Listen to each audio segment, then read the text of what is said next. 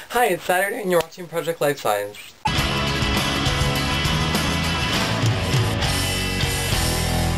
This week we all read a really kind of horrific article called I Hate Fat People, which will probably be linked below.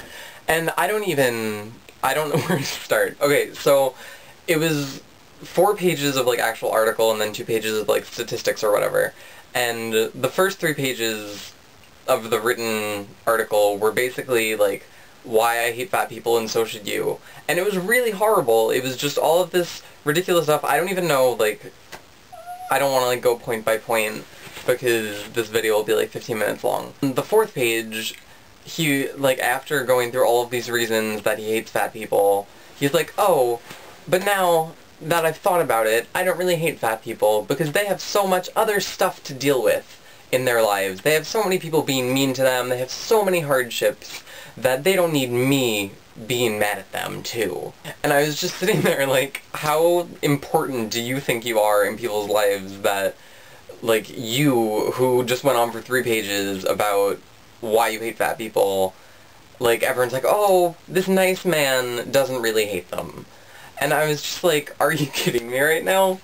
It felt like even the last page where he was talking about why he doesn't hate fat people anymore, that wasn't even really anything special or anything that made me go like, oh yeah, he's right.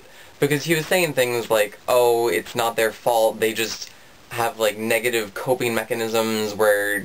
And that's saying that he basically said on that last page that every person that's overweight, like, eats as a coping mechanism. When you have a group of people, you can't just say, oh, this is their problem, and we shouldn't hate them, and we should do these things to, like, help them with their problem.